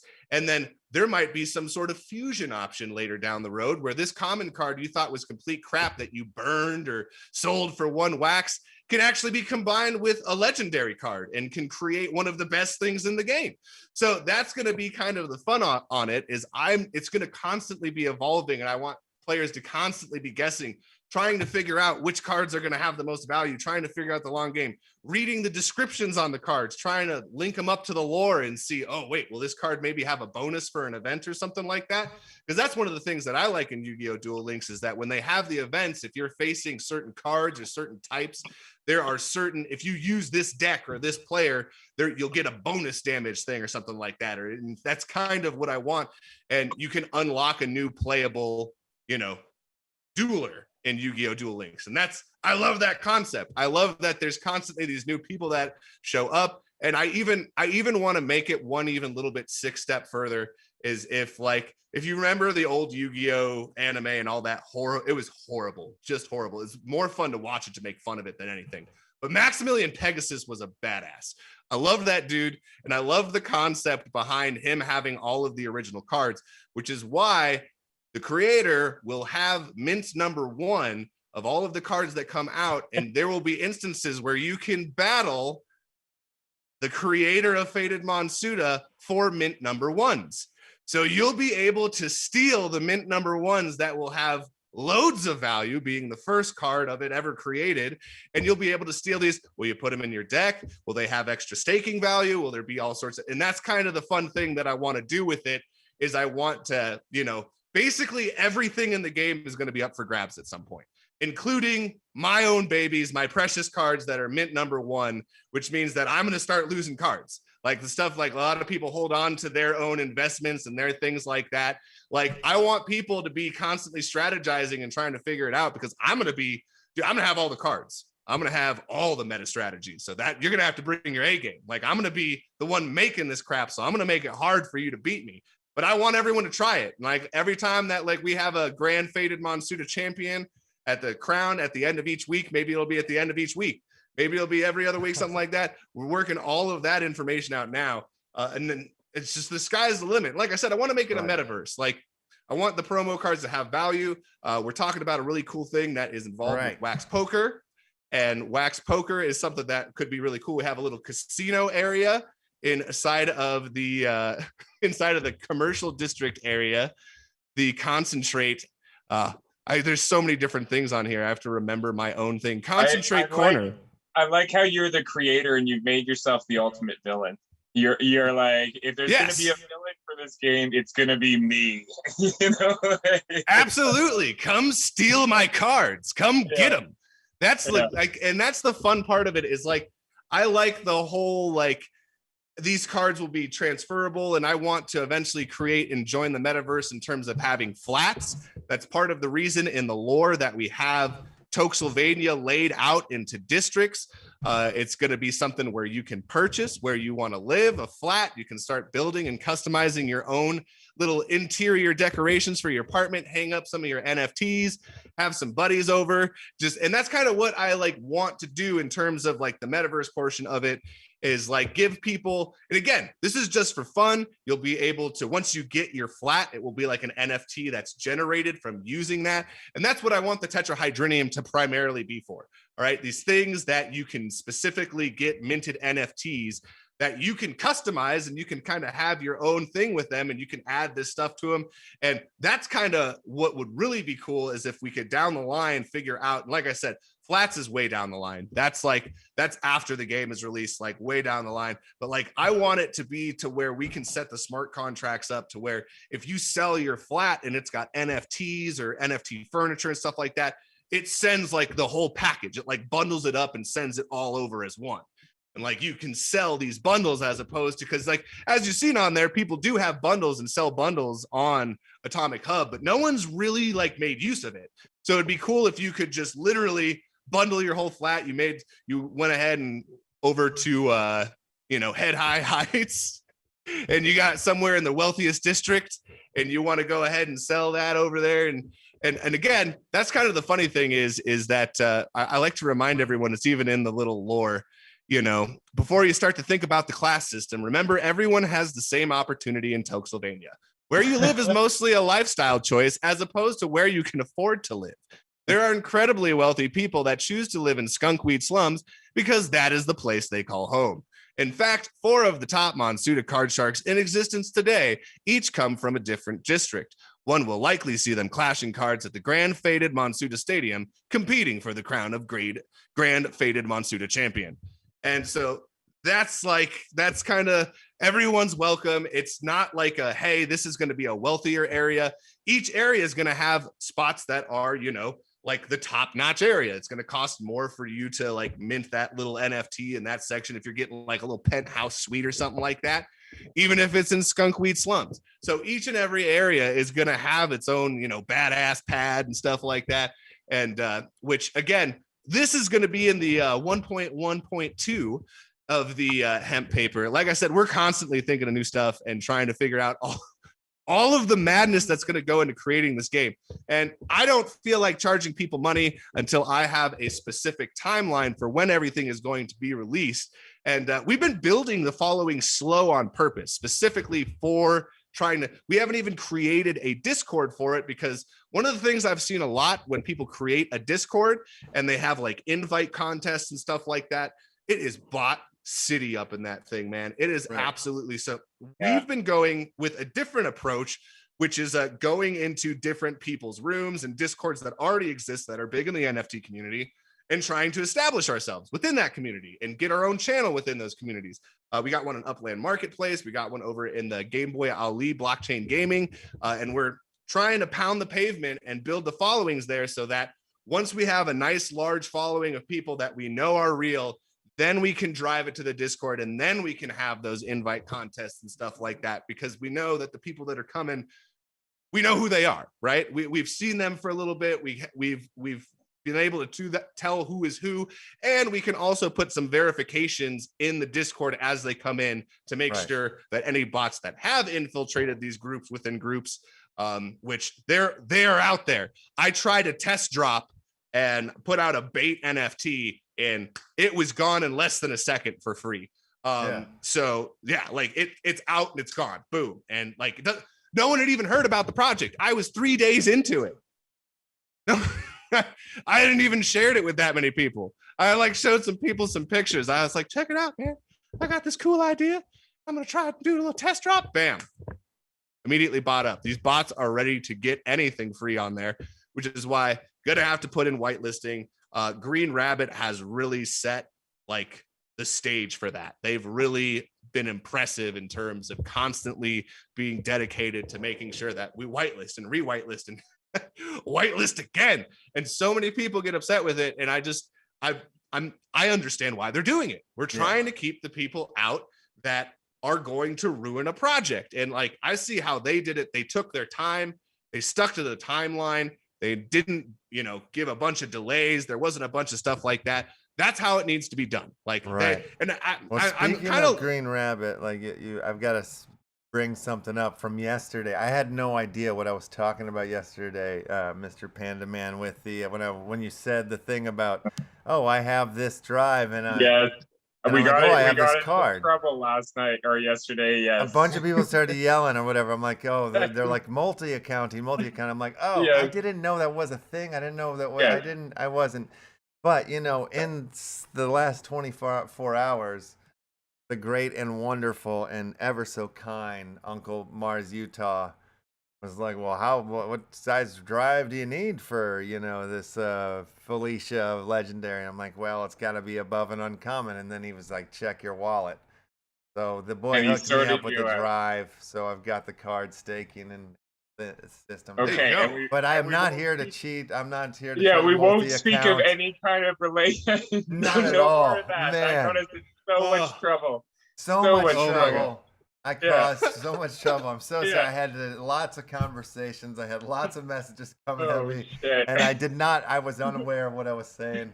I didn't even know what we were getting into. You know us. It's like, don't put us together in the same room. Like, it's just bad news, right? So, I'm not a big reader. I was watching that show. I even went, I'm registered for the event today and excited. I think it's going on currently right now. And people get serious, bro. That's the other thing is like people come in and like, that was the funny thing that like, I didn't realize that I had myself looking like I was so well together. People were coming in hot and they were like, man, this looks awesome. When can I play? I was like, well, we're 3 weeks in, so a while from now. Right. So you say a while. Do you have like a timeline or not even yet? I mean, it's so new. Like you not even have that roadmap sort of set yet. You're still sorting it out, I imagine. Nope. The first thing on the timeline is third quarter, getting a team established to create a long distance timeline. So that is our current dedication. Is third quarter is promo, which is where you're seeing all the promo cards coming out. You're seeing all of the different things. We're hoping to get in on that poker bit on there. These cards may be used for free roll wax tournaments, where not only may there be a little bit of wax up there, you may also be able to win some of these NFTs, which again, the promo cards are specifically for staking. I already saw one that sold, and I don't know, someone just put it up there for like one thing. It was literally one wax, and I was like, oh, that sucks, because these cards are literally going to be specifically for getting tetrahydrinium. That's their main purpose, because they're hyped up. They're here to bring everyone here, and they're also going to use them as a whitelisting process as well. I want people who are early adopters who are collecting these cards, because again, like I said, they're free. Like, we want to drop out these promo cards, especially in this first quarter. They're free unless you go buy them on Atomic Hub, because people have been putting them up, right? Atomic Hub. Yeah. Oh yeah, no, that was someone put one up for 6,999 wax, and I was like, more power to you. Yeah. But we got. But anyway, there's like a handful of them. Oh, there's like 9 of them that are for sale at this moment, and $26 is the highest one, and then $3. So 20 wax on the low end and 150 on the high end. And literally that's cool. They'll be gone by the end of the show. They'll be gone by the end of the show. Yeah, I know. Oh my god. But no, seriously, like, that's the whole point, is just every card that I create, I want it to trigger a serotonin release when people see it. Like, I want people to laugh at these cards. Like, that's why if you look at the middle section of the white paper, I actually have the gallery of all the cards that have the promo cards that have been released so far. You'll see Bilbo Bongin. We got Dubes McGee. We got Sensei Starby. We got Hypnozong. We got Waxy Kathy, and as of last night, the newest one, Shed a Dan coming onto the scene. I don't know. I don't know why his name cracks me up. I can't say it without giggling a little bit, but he's our first crumble Monsuta type. As you can see, little bits crumbling away. Damage over time is going to be what his abilities are going to be specifically going around. And I'm just having fun making these little guys. So if you don't have a Discord, if you don't have a Discord community, how are people jumping into the events and picking up on these promos? Are they joining like the Twitch streams, or? People are hopping into the Twitch streams. I am posting all of the giveaways in those channels. Like as of right now, I'm going to the channels and I'm being an active community member in those channels. I'm driving people to those channels. I'm trying to synchronize with them so that I provide value in terms of bringing people and having people join and stuff like that, as well as their current existing members can see that I'm there. Got not moderator access, but, you know, ability to tag people and say at here. And I have some subscriber sections in some areas. And so it's a good way to get in and start collaborating, because especially like some of these channels, they have like really cool projects where those people are actively in there as well. And so I've been starting up conversations, seeing what's possible. There's a lot of people who are just brand new, starting out, that are looking for collaborations. I'm trying to stay away from custodial staking collaborations. I don't want the cards outside of the game stuck somewhere else, because that's specifically the kind of stuff that gets bot activity on these cards, because they will suck them up and they will put them in a different game, and then they will leave them there to try and continuously get whatever currency is being built up in that game. Non-custodial staking is a different thing. If someone has non-custodial staking, there's all sorts of stuff that could be worked out there, especially in the beginning process while we're building the game. The first up is, of course, going to be getting the staking going live, and that is the first part of the team that I want to build. And that's the interesting thing. You talk to a lot of people, the people who, there's not a bunch of people who are super confident in the field. And the ones that are confident can't pass the tests that I can give them, which I am not. I should not be above you if you're going to be doing this job in terms of my knowledge on the subject. I am an artist. I am an advertiser.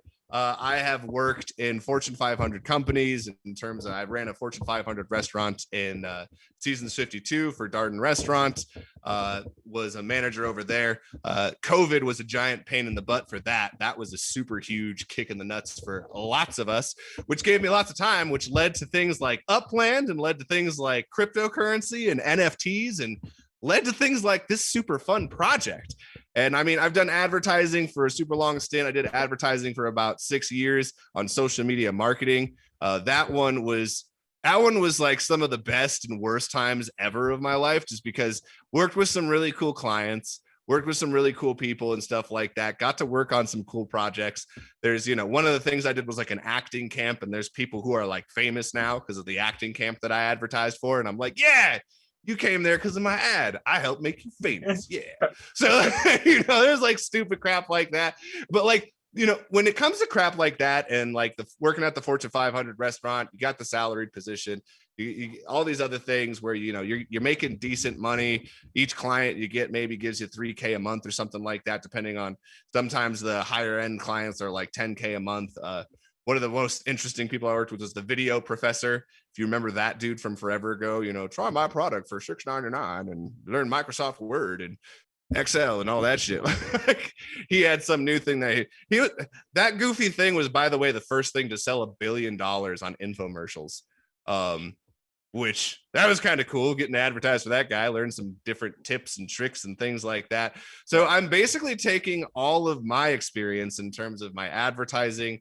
I went to school for music production from Full Sail University, which you better believe that connection is going to be getting used pretty hard as we build the game. If you don't know anything about Full Sail University, they are regularly in the tops for animation, graphics, specifically in video games.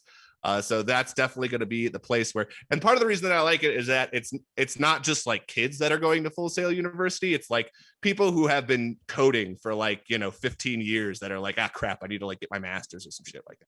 I don't know, like there's like some really weird people who are really accomplished there. And so like you can just do a job post there and get absolute studs that come and reach out to you. And so like And that's kind of the cool thing is I always talk about giving back to the community and stuff like that. And once we have our head developer picked out, someone that is confident in their abilities to get the job done, that's probably what we're going to do. I want to give a lot of these young, hungry kids who are out there, because like I scroll through the Full Sail University just through some of the stuff that wins the awards and stuff like that. And like half these kids winning these awards don't even graduate, bro. Like they've already got jobs and they're working elsewhere. And I'm just like, oh, all right, Yeah, I they see. go like Kobe, you know, they don't. Yeah. They go straight to the pros. You got Blizzard that's poaching from there. You Yeah. got freaking the WWE network. They're poaching there. They're actually a huge correspondent with them. If you ever seen WWE NXT, like most of their lights, sounding, broadcasting, sound, all of that stuff is done by Full Sail students and recent graduates. So that's like it's one of those places where it started off as one of those weird online schools. Then they had the campus always, but it just kind of blew up. And I went there for music production, and I specifically wanted to know how to code music into video games. I wanted to know how to be able to do sound effects, all that other stuff. So I've got the sound effects down. I've got the music. I've been a composer. I've been playing piano since I was 7 years old, and I've been composing since I was 18. I recently won some competitions in the pop-up music online thing where they have like this pop-up UK music online music database. My Let's Start a Riot song, which is ironic because I'm probably going to end up using that song as the intro to this game, because it's kind of a goofy, like electronic, like pump you up song, which kind of works out perfectly for this. So it's going to be funny if someone ends up like buying out the license for that, and I'm like, crap, I got to write something new. I have I have some pretty funny musical credits in my on my resume, and my favorite one is I wrote the theme song to the Mrs. America pageant on the Wii Network in 2005, I think it was, and it was like these old school like gangster television producers from like the late 70s and 80s that were running this show, right?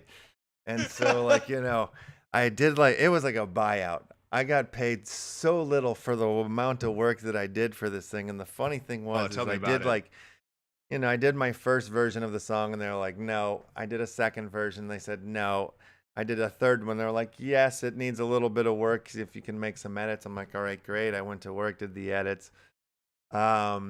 And then like they ended up using a bunch of like songs that I made for like a dance club at like 4 a.m. for a bunch of people on drugs. And they used these songs for like the pageants, you know, when they were like these moms, these Mrs. Americans, you know, were walking across wearing these weird costumes to these songs and stuff. And I was just like having like a mushroom like flashback watching this stuff. But the one thing that happened is they didn't use the third song. They used the first one, the one that never got finished. You know what I mean? It was just like the one that I threw at them. They wrote a whole choreographed dance number. All the Mrs. Americans were doing this one like number thing to this thing that was only like a 30-second sample thing that I sent them, which they looped. And they looped it wrong. So it had this weird crash and stuff. So then the Mrs. Americans would have to like kind of restutter their step to kind of get back onto the beat. It was just this nightmare thing. And I made the mistake of ending the song with my voice, sampled my voice going, Mrs. America. The music had faded out and just my voice is doing that. Well, they used that for every in and out, going out to commercial, into back to the show was my voice going, Mrs. America. It's hilarious. The dad, one of like the characters' dads on Seinfeld was like the host, and Esmeralda was the co-host. Just this weird shite show of a production. You know, it was amazing. I don't think anybody could ever find it, but if you find it out there, you're in for a treat. That's the best. The stuff that you'll never be able to find that you know that you did. That's like my favorite one of that is the Cuban documentary that I did, which was hilarious because I was the only non-Cuban and I was writing Cuban music, which I had never written or even heard 30 minutes before the conversation had started. Right. They were like, and I'm talking to this guy. He's talking about his project and this documentary about Cubans coming to America. And I am no idea what the hell I am in for. I'm just, I'm in college. I'm trying to get credits. I'm trying to build my rapport. I'm trying to get a little folder going. I'm like, I'll take anything. And so he's like, so can you do Cuban music? It's like, yeah, sure, I can do Cuban music. And hang up the phone, and the person's in the room. He's like, you can do Cuban music? I was like, fuck no, dude. I got to go on Pandora and so I literally open up Pandora and I listen to 3 different Cuban songs. Listen to the example that he gets me, and I walk over to the piano and I start fiddling like this. Dun, dun, dun, dun, dun, dun, dun, dun, dun, dun, dun, dun, dun, dun. Dun, dun, dun, dun, dun, and I just pound out something on my digital audio workstation around that, just adding a little bit of sound effects, the most simple shit in the world. I'm like, God, this guy's gonna think I'm such an asshole. And he hears it and he goes, oh, it's perfect. It's Cuban music. It's Cuba. I was like, that's Cuba? I was like, no way. Because I just I just shit that out in 30 minutes, bro. I have absolutely no idea what I just did. Yeah. But if that's Cuba, I can do that. I can do that all day long. And so I did the whole thing. And then I get the actual film, and I'm writing stuff for this, and I'm having to it's your film scoring and you're matching it to what's going on currently in the scene. Right. This guy is talking about his 2 inner tubes he's tied together with the plywood all around, and people falling off of rafts, and family members kicking each other into the sea, and because your raft only fits one person. And I'm like, holy good God. I was like, dear Lord. And this one guy, the only reason he's alive is he got picked up by the Coast Guard. They bring him to Guantanamo Bay, and they're like, hey, so do we send him back to Cuba? And guards at Guantanamo Bay are like, that's a bad idea. They're gonna be murdered on the spot. So they're just basically like, yeah, you got to send them to the mainland. They've been floating on a board in the middle of nowhere on 2 inner tubes for a couple of weeks in the middle of the ocean with some rations, and were dehydrated and near death. Let's just bring them on over to the land of the free. They earned it. I was like, holy crap. And that was what my percussion teacher told me when I was in high school. She was like, you're going to do some shit that haunts you for the rest of your life when you're first starting off in music. And that was his thing, because we got to watch the video. His first thing was he's a drum guy. He's percussion. He was playing the timpani drums, and literally all it was the timpani drums faster and faster until a hippo or a rhino got right up to the camera and got its head blown off. Crazy. And that's what it was. That was his first paying gig. And he was like, yep, I show this to everyone who says that they want a profession in music, because this is what you're gonna do. And I was like, Jesus Christ, man. Hilarious. Just all this endangered animals' brains going everywhere. I was like, Insanity. You are the man. We've gotten way far off track. Monsu. What? I said, you are the man that needs to be making Faded Monsu. Clearly, you have the mindset for it. Nah, that's where I was going with it. I was like, we've gotten way far off track, but at the same time, I don't think we're that far off in some strange way. I think we're right on topic. But that's actually I'm so glad that you've come back, and I'm so sorry it took so long. But what a show! Both projects, epic projects. I'm just impressed by what you got going on here in such early stages. And I know you're looking for a team, and you're looking to be patient, but at the same time, I can feel like you've got a lot of fire and nonstop sort of energy that you're pouring into this. And I can feel that, and I can see it in what you've got here. And I think you've got something here for sure. And it definitely I've got seems something. People are in the chat were like, I want to check this out, and you've got my interest. There was a few people definitely jumping on it, so I think this will be cool to see where it goes. And exactly tomorrow, it's just a day and over a day, and that's when this NFT giveaway goes on with the Waxy Cathy promo card. Oh, it's live. It's live live. now. That's when That's when it's done. That's is when the it finish ends. line. Oh, okay. Gotcha. Yeah. Okay. So now would be a good time to hop in there. And that's the only thing on there is the .wham address to get in there. And then it's like follow the Faded Monsuta Instagram page. It's just following us on our social medias, Beautiful. which that's the best place to keep up with updates if you're not following the actual website itself. Yeah. We post new characters there on specifically Twitter and Instagram. We haven't really built out Facebook at all. We just have Facebook because everyone has a Facebook. But so we're really into the Instagram and the Twitter page. And we also are building up our Twitch page. Our specifically Sensei Bullrog is where content is currently going down. And I'm having people follow there as like the creator because we have Upland Marketplace that we do from there. We're going big into all sorts of different things with the live fiat auctions over in that area. They have the And what wax you were poker talking going about, on. you know, like we got to get you set up in the Left House Select Discord as well. Get you a page there, and since that's the way you're doing it, that's we're looking for folks like you that want to run a channel off of it. So Wilson and Vis will probably talk to you more about that stuff and get you set up with that. But we should do some giveaways here. You know, like the crazy thing is too, is somehow we have 24 people watching the show right now. And that's exactly how many people you need for the dance-off. What?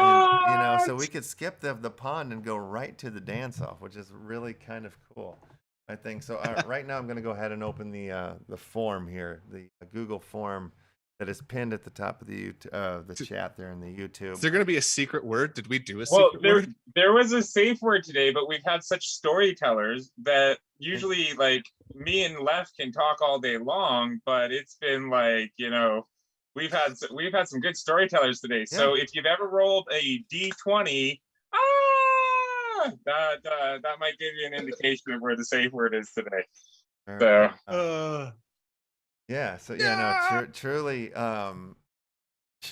should not have booked you guys on the same show. You guys deserve your own shows. Like you guys got so much monumental people, man, monumental communities too. Like it's just really cool to see. Yeah, from ETH to Wax here, passionate projects, like unique projects that need to be in the space. So okay. See, I'm waiting for one more. All right, got them all 24 of you guys watching. Let's see here. And by the way, top 10 are going to go away with something here. The top 10 are going to go ahead and get one promo card, 10 to 6. The top 5 to 3, y'all are going to walk away with 3 promo cards. And then number 3, you're going to get 20 wax. You're going to get 5 promo cards. Second is going to get 30 wax. 5 promo cards, and first we'll get 50 wax and 5 promo cards. And can we open up the wheel so I can put my address on there? Just a second here. Wait, you can't do that if you're co-hosting, can you? I know. The order. There's some rules somewhere, I think. And I am suddenly interested. Yeah, that's this sounds like a fascinating project. This is so cool, man. Like I really like it. And I mean, like I'm a West Coast kid, so I like the product you're hustling too. So well, thank you. That is definitely, by the way, I'm gonna put my thing in there so y'all don't get blown up for the rewards, because obviously they're coming from me. So Sensei Bullrog number 7831, if you are watching, that is where you're gonna hit that up. But yeah, I am so freaking pumped for this, and I literally did this just for fun and started showing some of my friends. And that's the other thing, is everyone's like, where can I get the t-shirt? Where can I get so that's another thing I'm thinking about doing in terms of, promo and like stuff like that. Maybe we get some merchandise going and fun crap like that. But like, I know that I'm definitely doing it for myself regardless. I have some friends that are in that business. And I've already been showing some of the stuff with them, and I'm definitely getting myself like a coffee mug and a hat and a t-shirt. I'm going to be going on stuff, wearing my own crap. Oh, everyone's gonna be like, I love wearing my METAFORCE t-shirts, it's like, it feels right, it's cool. People are going to be like, oh, where can I get that? Nowhere yet. It's just mine. I just like wearing, just like looking in the mirror. My own swag. Check me out. Just making you want it more. No, yeah, you can only get one of these, and it's on my sweaty body. Oh my god! Well, let's do this, boys. Let's get through this dance off here. I've got all the addresses in. I'm gonna click on it, and I think these little mushrooms will start doing their thing. All right.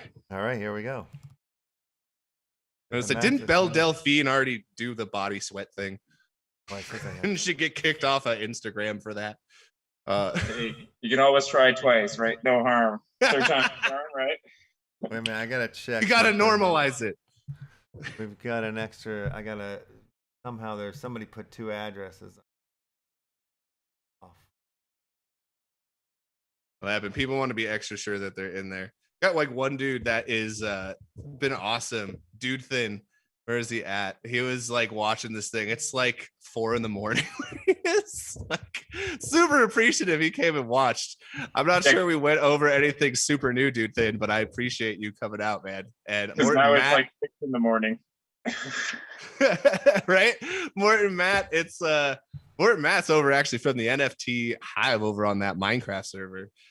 Which definitely hoping to have some of our stuff hidden there. But like I said, we want to like just basically put our stuff all over these metaverses that already exist and start collaborating by getting to know the actual, metaverses, that the people that exist in there, and actually getting to know those communities. And that just seems like so much more fun than, just, hey, everyone, we're going to post a bunch of things in everyone else's group without their permission and steal all their followings and come to our Discord. I have 25 addresses, not 24. So we're going to have to do the grub fish, and one person is going to get cut from that. So it only takes one person to die, and then we're going to move on to the next one, but we're going to have to sit through the deaths of them all. It's just the way the game is played. So here we go. That one person is going to be in agony for a while. A lot of grub fish going out. Pretty funny. All right, I'll bring in the little grub music. There we go. All right, and so far we've lost 5 members. So I think it was U1DV. You're out for the dance contest, I think. I'm sorry. You just get to watch everyone. You get to watch everybody else. You sit in the corner and watch everybody dance. You bad 1D and whatever. Terrible. Web. I don't know how that happened. And I don't understand how we've only had 24 people watching the show today. This is an epic show. If you were gonna skip one day, this was not the day to skip it. Well, now they know next time we come on, they gotta hop on both of these projects. I was geeking out over the Adventure Time art style. I love that jam. I was like, yeah, Jake the dog is like my dude. Oh man, Archer, dude. That's how you get in. Yeah. That's how you get in. So I was like, oh, dude. Yeah. I saw that, and it was hard not to come on and immediately just start singing "Highway to Danger Zone." But I don't know. Yeah. That show is hilarious. It was so funny. My girlfriend, it was hard to get her into Bob's Burgers because she loved Archer so much. Oh, and it was weird hearing. When they did the crossover when Bob gets knocked out and he's Archer. Oh my, that was just classic. That was so good. Yeah. Oh my god. No, All that right, was. we finally have our winner. I mean, not really. We have our first 24 people going into the second round here. Super cool. Let's go right to the dance off here. Okay. Well, are they seeing the dancers? Are they seeing them dance about? Oh yeah. Excellent. Yeah. Oh yeah. I'm gonna clear we the whole just broke the screen, 2-hour mark now, guys. 2:01. So here we go. All right. Here's the thing that was happening an hour ago. It's happening now. All right. We got 6 dancers dead. Oh god, that was a quick one. The mayhem, the green, the slime, the death. This song just rules. This also fits well. Like the start of Toxylvania is like the tribe of the Fated, and the whole reason they survive is that they party during the apocalypse, and the smoke cloud creates a barrier for the radiation. So they're all safe inside of the smoke ring, partying it up, and they're all just a bunch of people who decided to farm a bunch of pot before the apocalypse, and they were like, all right, we're all gonna die. We know this meteor is coming, so let's Morton Maddett, you are our grand winner of the day. Congratulations, Woo! Morton Maddett. Morton Matt! Yeah! Yes. Way Awesome. to go, buddy. Awesome blossom. I'm gonna go ahead and copy this winner list here for you and send it in the Yes. Zoom chat so you can Woohoo. get these prizes to the winner. Super cool, man. All right. Got to get them out and make sure, guys, you're more than welcome to do whatever you want with these NFTs. We had one person who burned one. I was like, well, that's crazy talk. That's I have weird. no- yeah, like someone. So I was like, wait, you applied to the giveaway. What are you doing? You applied to burn it? How dare you? But yeah, no, like and that's the funny thing though, is like, I'm not even like mad about any of that stuff. Like everyone's allowed to do with these cards what they want to. And that's going to be, that's kind of like the whole trick now, isn't it? That's like, you have common cards that start off not being valuable at all. And then all of a sudden, a bunch of people decide we're going to get rid of this card or sell the card, burn it, whatever they end up doing. And then I am going to be able to see which cards all of you burn. And I might be a bit of a troll and be like, oh, you don't like this card, do you? Guess what? Here's 10 of them. It's now freaking awesome. Ha ha. Combine it with something and just that's what I want is like I want it to be a back and forth. And like you said, I'm gonna be the villain. Like I'm gonna be like I've always loved like the Joker and like all of the Mad Hatter style villains and stuff like that come in and are just chaos. And that's what I want. You have this wonderful, metropolis, right? And there's got to be someone who comes in and possibly puts it up, and maybe there's something more nefarious going on, which read up about the Tribe of the Fated, because as I said, the first meta is probably going to be based around those Gandalf pipes, which you'll be able to do different things with them. Like, so for example, there may be more than one meta deck around one Gandalf pipe. Just because if there are only 4 of them, we have to make sure that they can be synonymous with a bunch of different things. And that was one of the ones that I really liked about Cheddar Dan is we have different crumble monsters. If you're looking into draws, being able to draw from your deck when you're not supposed to, be aware for crumble, because crumble is certain cards will basically lose health each turn, and passively you'll be able to draw an extra card on your draw turn. Also be on the lookout for disruptor cards, because there will be cards that are equally there to dick over the people who want to draw through their deck super fast. Because we want to make sure that it can't. I don't like when someone creates a strategy and then they don't create a counter to it, because then you don't even have a counter deck. You don't have a counter deck that's just. And it sounds like I'm saying counter dick over and over again. It sounds like someone's just whipping it out. That's all I can hear now. That's all I can hear, just over and over in my head. Well, rock solid, man. Rock solid. I think it's that's dude. You got like it's so wrapped up. Like it's awesome. Yeah. That's the goal. To Morton MD, man. Like that's a long time watcher, so that's awesome that like you got a cool prize. And to be fair, UDB, I know that Serial just had his birthday. You guys are tight, so I'll sort you out on the back end. Maybe we'll figure something out, So being the first out sometimes may be a good thing. I actually know Morton, Matt. We played on the NFT Hive. They have a little brew function on there. He's got a liquor store, and I gave him his first bits of liquor. Oh, wicked! Store on the NFT Hive. That's sweet. But, yeah, it's been awesome, guys. Obviously, we're so over. So if I keep talking, it's going to go more over. Oh, yeah, no, amazing stuff, man. Thank you for sharing and bringing the heat on your new project and everything. And also for the prizes that you gave away. That's super cool. Anything else we need to say before we get out of here, boys? I can't think of anything. We said it all. Tomorrow happy birthday is Friday, tomorrow. Crypto Monkey Friday. What's that there? Happy birthday to me tomorrow. It's my birthday tomorrow. So yes. I'll put that out there.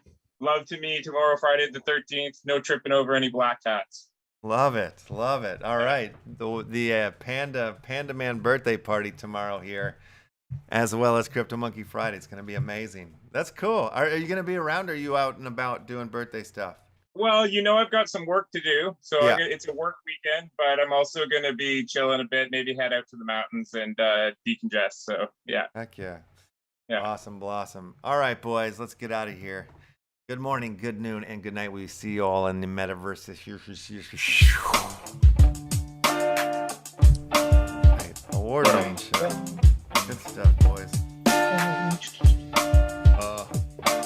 actually worked out perfectly.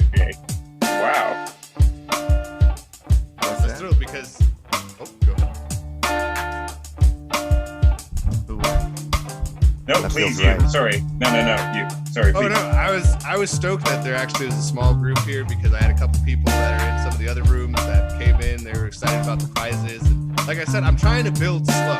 Yeah. Like, I'm trying to build people that are pumped about the project because that's how you get the people that want to come in and play, man. You got to get the people that are pumped that bring them, right? Because otherwise it's just like me that's like, hey, come spend your money here. I want it. I want all your money on spend them Yeah, on these no, I was cards. only just Play meaning this like, game. you know, both your project and the NFT Dungeon are just super cool, unique projects, you know, and with a lot to say, a lot going on around them. So it was like, to me, I'm like, damn, I wish there was more people here just for that alone, just because I thought it was a good one.